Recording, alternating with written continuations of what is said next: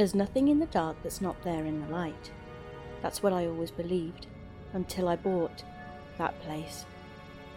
I've never believed in ghosts, spirits, weird energies, or anything paranormal, but I do now.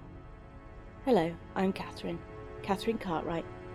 I bought the property where a place called Barnaby's, an old grocery store, used to be until a freak storm hit it, but that's a different story.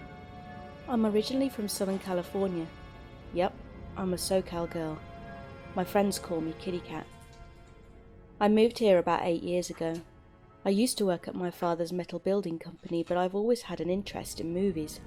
I love movies, any kind of movies. Action, adventure, comedy, drama, romance, you name it. I've always wanted to own my own theatre. So, I moved out here to pursue that dream, and I did it. I now own Cartwright Cinema. We're a small multiplex movie theatre company. I also own a small theatre a few towns over, and I was thinking of branching out. When I saw that this property was up for sale, I thought it would be the perfect location for another theatre. And it was the perfect location, but not the perfect property.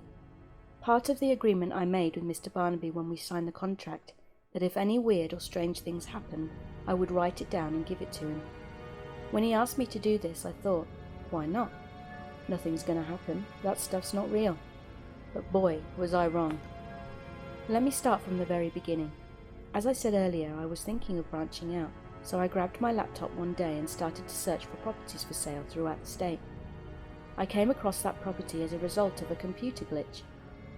I started to type properties for sale, and before I could even get the word property typed out, that listing popped up. I thought that was odd. I never even knew that place existed. Anyway, the property was in a good location in the middle of town. It was a high traffic area and was priced extremely low. It was a developer's dream. Yes, the building was damaged and the grounds were torn up, but since it was old, all brick building, it was nothing that a mason and a landscaping team couldn't fix. I called the realtor on the number listed in the ad and agreed to pay the asking price without even seeing the place first. Well, besides the pictures in the ad. That was a bad idea. The realtor called me back a couple of days later and said that the owner has accepted my offer and asked if it was possible that we all met and signed the contract the next day. I agreed. Actually, it's called a land contract. For those of you that don't know what a land contract is, it's a contract that is drawn up usually by a realtor or attorney, sometimes just between the buyer and the seller, the detail of agreements and conditions for purchasing a certain piece of property. The next day came. We had all decided to meet up at noon at an old gas station in the next town over, but that's a totally different story. I arrived first and went inside to get an energy drink. The cashier kind of creeped me out a little, so I got out of there as fast as I could. Anyway, the realtor arrived next, in his shiny new Cadillac Escalade. It must be nice. I'm still rolling around in a '98 Dodge Caravan. Mr. Barnaby was the last to arrive. He said to call him Pat, but it's a respect issue, so I preferred to call him Mr. Barnaby. He came rolling up in an old bright purple short bus that he'd converted into his own personal RV. That thing was cool, besides the colour. It looked like a big Barney bus. I wonder if his colour choice had anything to do with his last name. You know, Barney, Barnaby. I don't know. Anyway, he let me check it out after we'd signed the contract and said that he was going to do some travelling, just to get away from everything. If I knew then what I know now, I would have gone with him.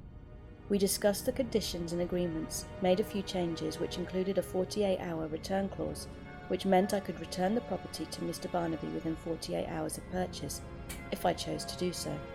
It was his idea, because in his words, you have no idea what you are dealing with. I just blew it off. We finally agreed on a contract, right there in the middle of the parking lot. The price never changed though. We both signed the contract on the side of the bus. The realtor witnessed it. I gave him my cashier's check and he gave me the deed to the property. The deal was done. The realtor gave us each a copy of the contract, then got in his car and left. Mr. Barnaby and I talked for a while. He's a really nice guy.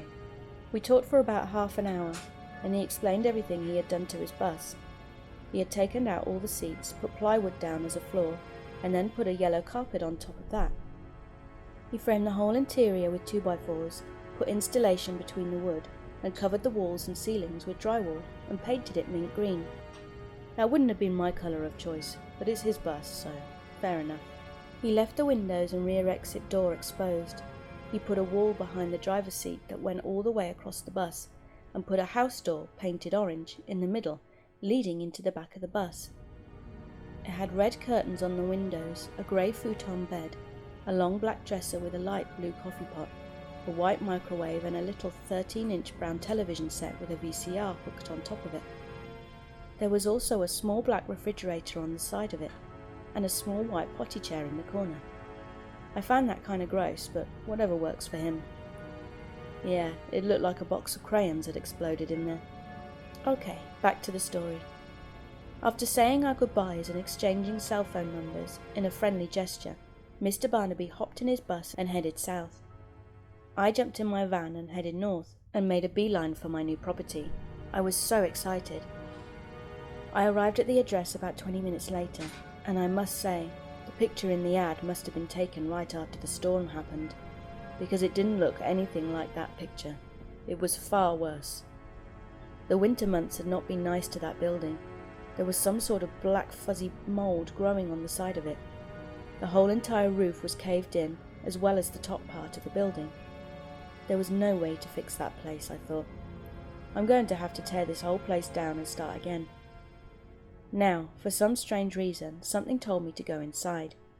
I don't know what it was, but I just felt I had to. That was a decision I would later regret.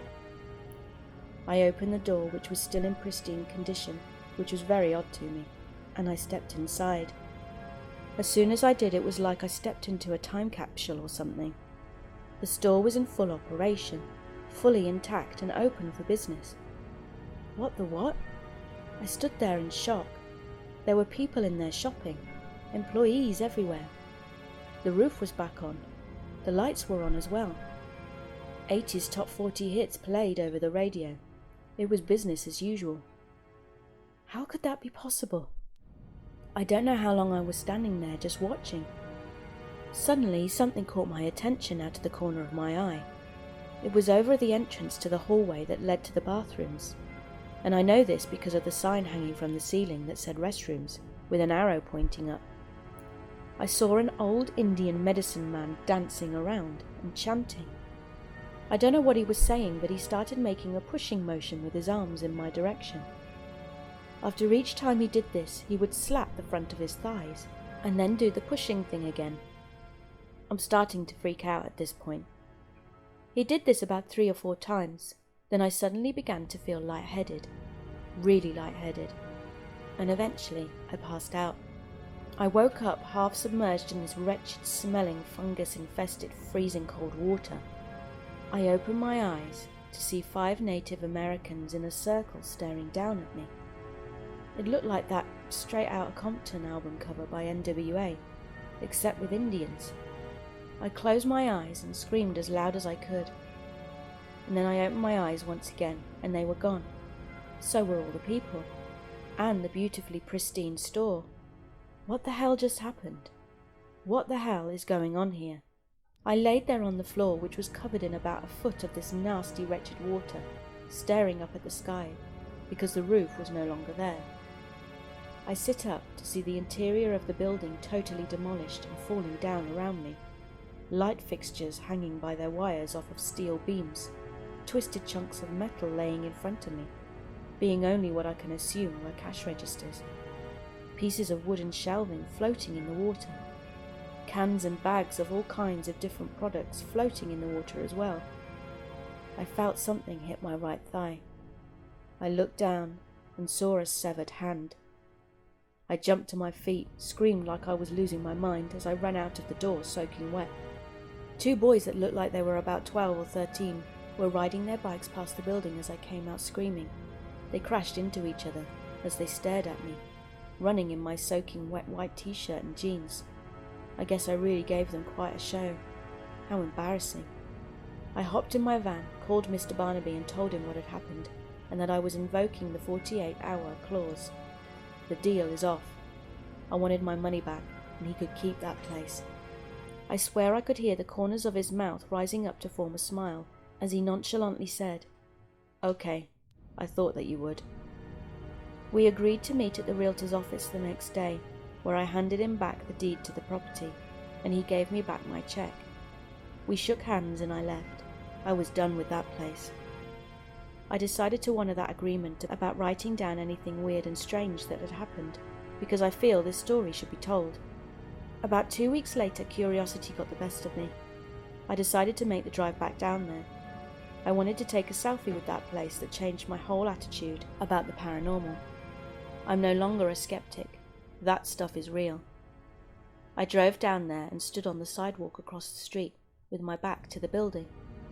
I pulled out my cell phone from my pocket, hopped in the van and drove home. After about 2 hours, I finally got the nerve to look at the picture. What I saw terrified me to the point of tears.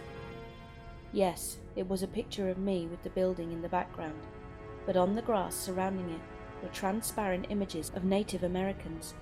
They were everywhere. I quickly deleted that picture from my phone.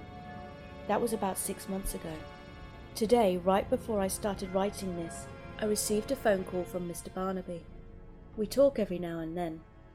He said that someone had made him an offer that he couldn't refuse, and that he wanted to invite me to the re-grand opening of Barnaby's happening next week. Who knows? Maybe I'll go.